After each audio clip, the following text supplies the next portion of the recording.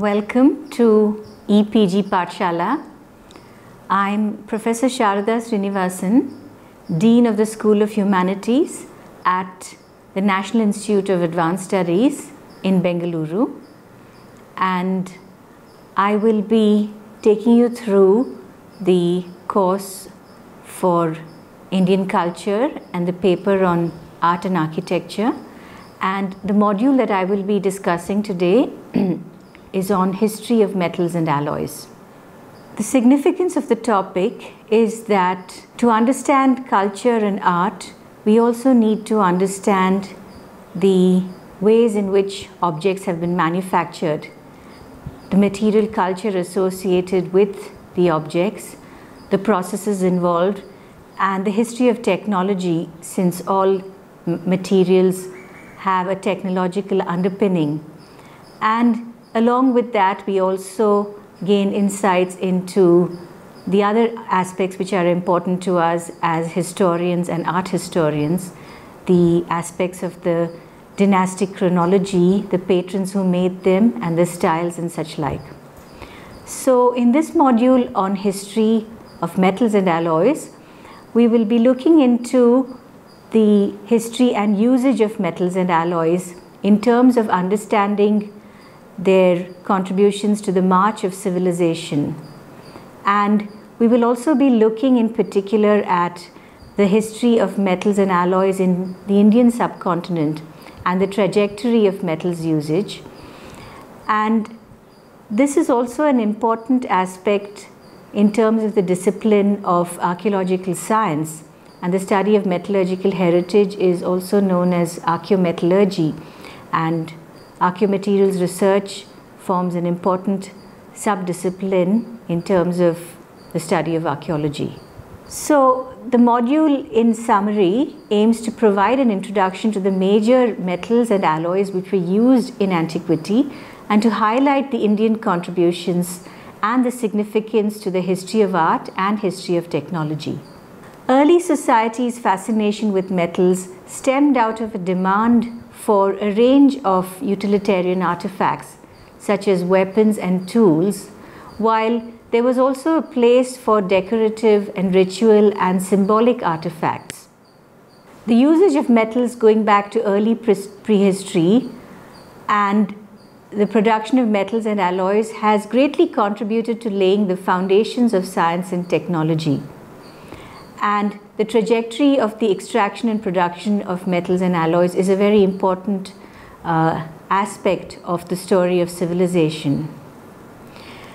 Whereas modern metallurgy has seen an exponential growth since the Industrial Revolution, it is interesting that already several important innovations and inventions had their seeds in ancient or traditional practices.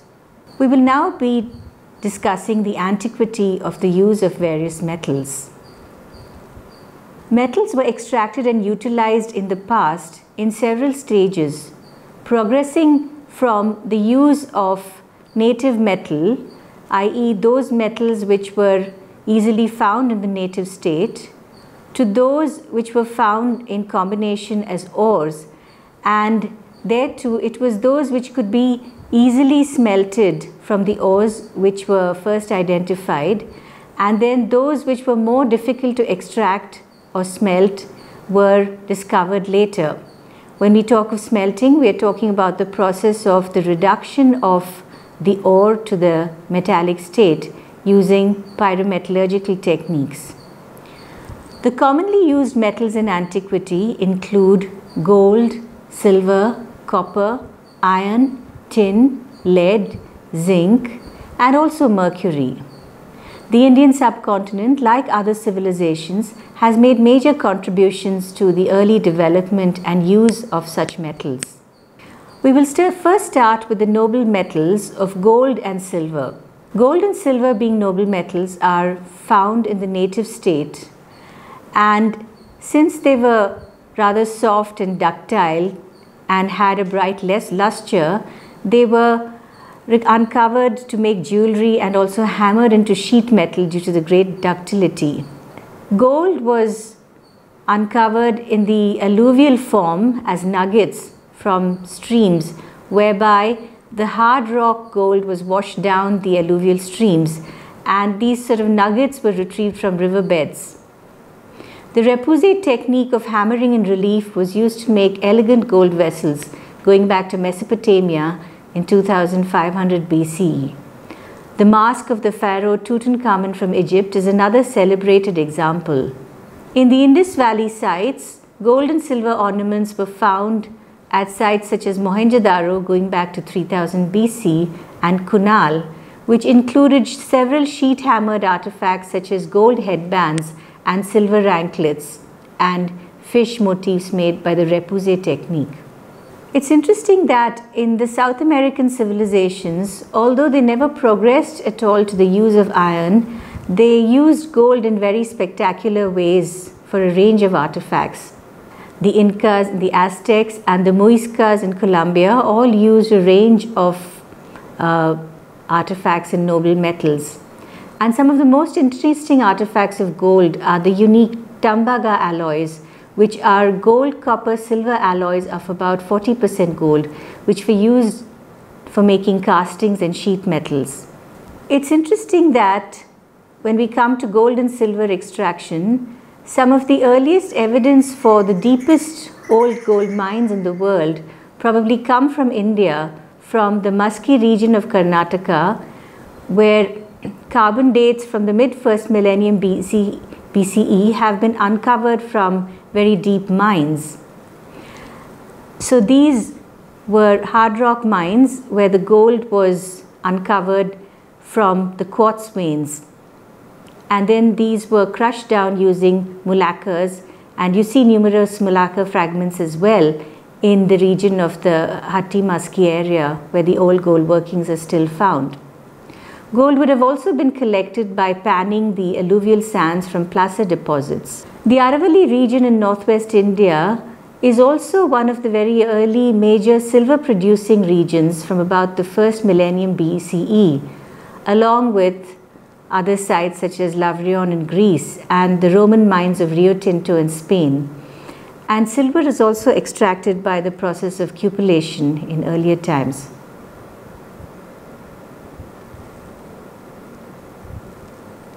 We now come to the usage of copper in extraction. It appears that native copper, or copper in the unalloyed metallic state, was the first metal used by man going back to ancient Turkey and Mesopotamia about the 7th millennium BCE. It is also interesting that native copper was abundantly available in the Great Lakes region of North America, and the North American Indians used the native copper to make weapons and implements solely by hammering and annealing, so that they never needed to attempt casting and smelting. Early evidence for smelting copper comes from the Middle East from about the 4th to 3rd millennium BCE from parts of Israel, Jordan, and Egypt, where copper oxide ores such as green malachite were smelted at temperatures of around 1200 centigrade. Arsenical copper was also used in Mesopotamia prior to the use of tin bronze, of which the most famous and extraordinary examples are the bronze bulls of the 3rd millennium BCE, where the enrichment of arsenic at the surface was found to give a shiny coating. Early copper smelting is reported from the pre-Indus Valley sites of Baluchistan in northwestern India, of the part of the subcontinent close to the Iranian border, of about 6th millennium BCE. There is also evidence for smelting furnaces from the Harappan civilizations and extensive evidence for the ancient mining of copper ores from the Khetri region of Rajasthan, dating to about the 3rd to 2nd millennium BCE. Tin is another very important metal in antiquity, which was alloyed to copper to make bronze, to typically harden the soft copper, and then it was used to make tools and weapons. Tin ore occurs also as alluvial deposits or stream deposits, and it also occurs as ore bodies. Some of the extensive regions which had tin mines include Cornwall in Britain, while Southeast Asia and Thailand also have very large alluvial tin deposits. So prior to the use of iron, it was tin that was alloyed to copper to get harder bronze for weapons in the Bronze Age cultures of the world. And Turkey is also known to have ancient tin mines dating back to the 3rd millennium BCE. Amongst the earliest castings in the world is a well-executed statue of the dancing girl from Mohenjo-daro from the Indus Valley. While beautiful bronzes are also known from ancient Egypt, such as the famous cat, which is thought to have been executed by the lost wax technique. In China, very impressive ceremonial vessels were cast into clay molds by the late 2nd millennium BCE to early 1st millennium BCE. The Greek bronze figurines of the mid to late 1st millennium BCE are well known, such as the rider with horse uncovered from a shipwreck near Artemision circa 150 AD. When we come to the medieval period, some of the most beautiful and well-executed statuary bronze casting in the world are the famous icons of the Chola period from the Thanjavur area of South India from about the 10th century, which depicted images such as the celebrated Nataraja of the dance of the Hindu god Shiva. South Indian bronzes were often made by the solid casting process, whereas Northern Indian and Southeast Asian bronzes were often also hollow cast, which also followed the Hellenistic technique of making bronzes by the hollow casting technique, which we will discuss in another module. So when we speak of bronze, it is interesting that, as I mentioned, the addition of tin to copper hardens bronze. However, if we keep adding too much of tin, then the bronze also becomes very brittle with higher amounts of tin. And that is also why, for making cast artifacts of bronze, a certain amount of lead was also alloyed to the bronze to make it more castable. However, when we keep adding tin, which goes beyond the solid solution of tin in copper, which is around 15% tin, as I said, bronze becomes very brittle. And normally, the as-cast artifacts that we have been talking about, like the statuary images and so on, those don't have tin which goes much beyond 15%, staying within the alpha solid solution. However, it is quite interesting that particularly in the Indian subcontinent, the ancient artisans had discovered ways to use bronzes of a higher amount of tin to specifically identify and isolate certain properties which were useful to them for making specific objects. A very brilliant example of this is the metal mirrors which are made even today in the village of Aranmula in Kerala. Here, a novel method of making mirrors survives, whereby a specular bronze alloy is used with around 33% tin, which is deliberately chosen because it has a very silvery white color due to the presence of the delta phase of bronze, which forms around 32.6% tin. It's an intermetallic compound.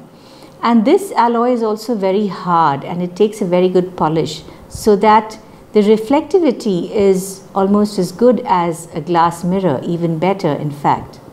And we also see that there is the novel use of another type of alloy with a high amount of tin, the high tin beta bronze, which is a very specific alloy with a tin composition of around 23% tin. And the idea is that at this particular composition of bronze of 23% tin, bronze becomes very forgeable at high temperatures. It can be worked considerably. And then when this particular alloy is quenched after forging, the retention of the plastic beta phase takes place. And the retention of this plastic beta phase contributes to musical properties to the alloy. And when it's polished, it takes on a very brilliant golden luster.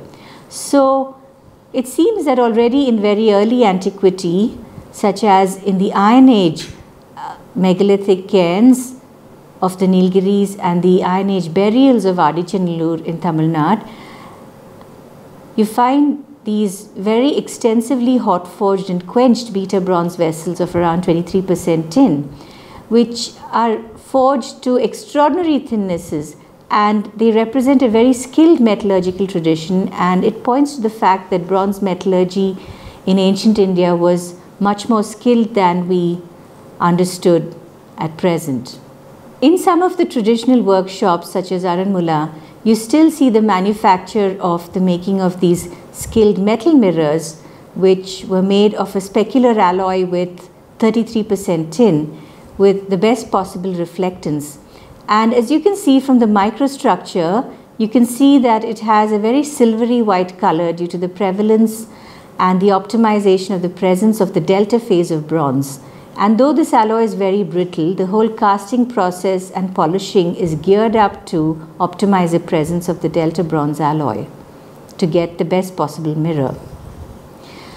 We now come to the saga of zinc metal production, which is another very remarkable technology which the Indian subcontinent made seminal contributions to. In fact, the earliest firm evidence for the production of metallic zinc is from India. Of the various metals used in antiquity, zinc is one of the most difficult to smelt or to extract because of the fact that zinc volatilizes at about the same temperature of around 1000 degrees that is actually needed to smelt the zinc ore. Evidence suggests that in India there is unique and extensive pre-industrial remains for the production of metallic zinc in the Zawar area of Rajasthan. In fact, Zawar has been awarded the International ASM Landmark in 1988 for the remains of the zinc distillation furnaces. To describe this Indian method of zinc metal production, an ingenious method was devised of downward distillation of the zinc vapor formed after smelting the zinc ore. This was achieved by using specially designed retorts with condensers and furnaces or koshtis that enabled the smelted zinc vapor to be drastically cooled down to get a melt that could solidify to zinc metal. It's also very interesting that the 12th century text, the Sanskrit text of the Rasa Ratna Samuchaya, describes this method of zinc production. And in fact, at Zawar, you can still see the remains of the koshti furnaces with the retorts, which the Rasaratna Samuchaya in fact describes as being aubergine shaped. And the condensers have a stem and the portion in which the ore is packed, and then the downward distillation into the bottom of the furnace takes place.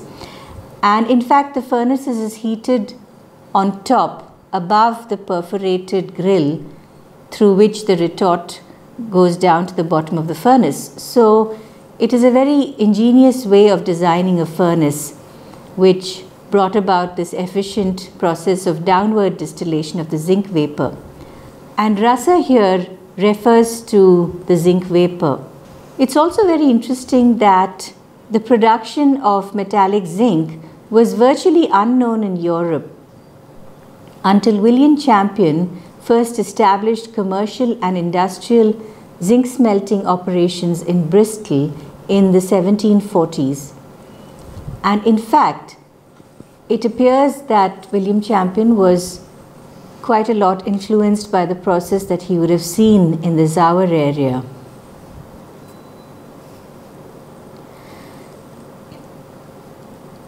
We now come to another very interesting innovation in terms of the metallurgy of zinc, the use of the remarkable Bidri ware alloy, which was a highly elegant ware which consisted of an inlaid high zinc alloy with about 8% copper. And the use of the Bidri ware flourished under the Muslim rulers of the Bidar province, now in Karnataka, from about the 14th century. And a very important aspect of the Bidri ware is the patination, which was obtained by immersing the high zinc alloy in a particular mix of salts, and then the final inlaying was done with silver, and several impressive vessels are made of Bidri ware with geometric and floral inlaid metalwork.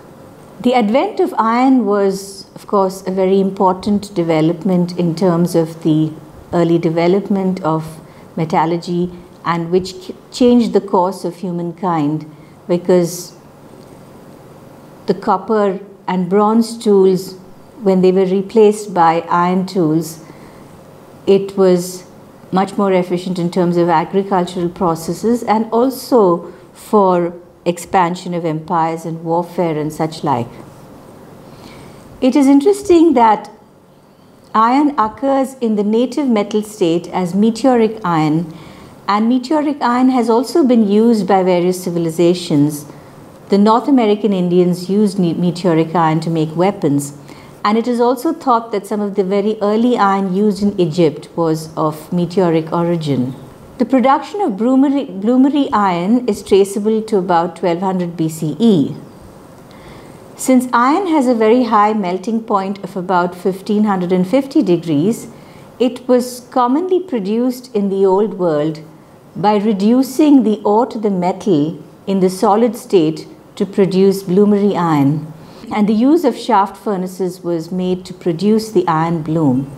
It has been thought that the Hittite kingdom was one of the major early iron producing centers by the mid-2nd millennium BC and was thought to have had an early monopoly of iron production from where it spread to the Mediterranean. However, we should also note that there seems to be interesting and early evidence for the use of iron in India as well, at least by the latter part of the 1st millennium BCE, with evidence from the Gangetic Valley and about the 2nd millennium, and also from the South Indian or Deccan megaliths, where in particularly the finds of iron became very widespread to the point that they are known quite often as Iron Age complexes. A most spectacular testimony to the skills of early Indian iron workers is the Delhi Iron Pillar, which stands in the Mehrauli complex in New Delhi. The forging of wrought iron seems to have reached its zenith in India in the 1st millennium AD. The largest massive iron forging is the famous Iron Pillar at New Delhi, which is dated by inscription to the Gupta period of the 3rd century AD and towers at a height of over 7 meters with a weight of about 6 tons. The pillar is believed to have been made by forging together a series of disc-shaped iron blooms. Apart from the dimensions, another remarkable aspect of the iron pillar, for which it attracted the attention of early metallurgists going back to Robert Hadfield, the remarkable aspect has been the absence or relative absence of corrosion, which has been linked to the fact that the wrought iron was of a very high purity, and it is also thought that it had a significant content or trace of phosphorus, which contributed to the corrosion resistance along with the efficient distribution of slag in the process of forging. And the Iron Pillar has also been designated as an ASM International Landmark. It's also very interesting that the Indians had gained very early mastery in the making of high-grade steel. India has been reputed for its iron and steel since Greek and Roman times, with the earliest reported finds of high carbon steels in the world coming from these regions. Woods is the anglicized version of ukku in the languages of the states of Karnataka, Tamil Nadu and Andhra Pradesh, denoting steel, which several European travelers observed was being made by crucible refining processes. And Indian wood steel is thought to have been some of the best grade of steel that was known in antiquity. And you were looking at a specimen of woods which was now in the Science Museum in London. The term woods may derive from the old Tamil word ukku or urukku, which refers to the process of melting, and it also finds usage in Tamil Sangam texts. Literary accounts suggest that steel from the southern part of the Indian subcontinent was exported to Europe, China, the Arab world and the Middle East. According to the early accounts of Quintius Curtius, he wrote that in the 1st century AD, during the campaign of Alexander, the Macedonian conqueror in the Indus region, He is said to have been presented with 100 talents of bright iron or ferrum candidum. As indicated in the accounts of the 17th century traveller Tavernier, tens of thousands of shipments of wood steel were sent from the kingdom of Golconda in modern Telangana to Persia and West Asia to make the fabled Damascus blades. The Damascus steel blade, believed to have been forged of Indian wood steel of a high carbon content of 1.5 to 2%, was reputed for its cutting edge. Henry Yule mentions the references made by Marco Polo, the Venetian traveller. The 12th century Arab Edrisi also mentioned that the Indians excelled in the making of steel, variously referred to as Al-Hindi, Ondanique and Hinduani. The fame of the wood steel also derived from the fact that it was the raw material used to forge the Damascus blades, and according to accounts, the best of the Damascus blades were forged in places in West Asia such as Damascus. The typical damask or watered silk pattern was obtained by etching a forged wood ingot to get alternating patterns of pearlite and cementite, which related to the metallic structure of the high carbon wood steel. This pattern enormously intrigued 19th century European metallurgists, and the Damascus blade was one of the first items to have been studied under the microscope.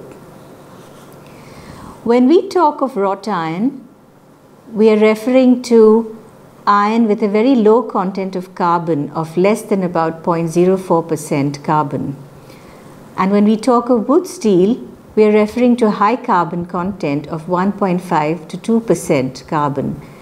And the skill lay in the fact that to make this steel, wrought iron had to be carburized in crucibles at very high firing cycles at very high temperatures, going up to about 1300 degrees centigrade under highly reducing conditions, so that it was a very skilled technology that had to be perfected to make the ingots of high carbon steel.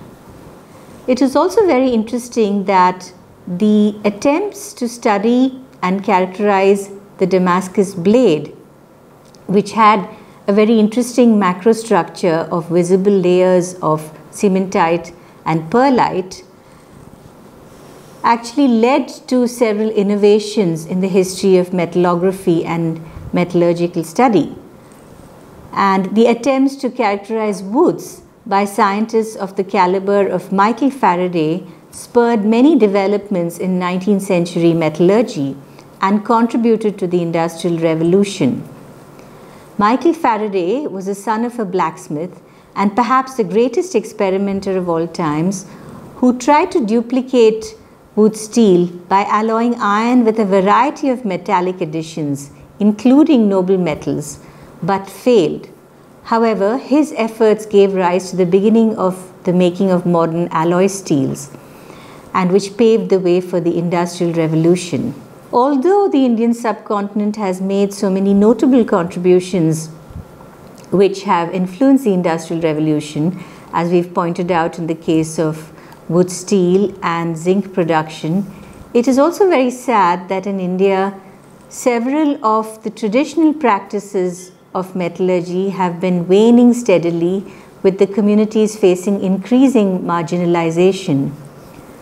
Traditional practices of iron smelting have been nurtured amongst some of the remote communities in the forests, including the tribals such as the Agarias and Asurs in central India, and others in areas such as Jharkhand, Chhattisgarh and Maharashtra.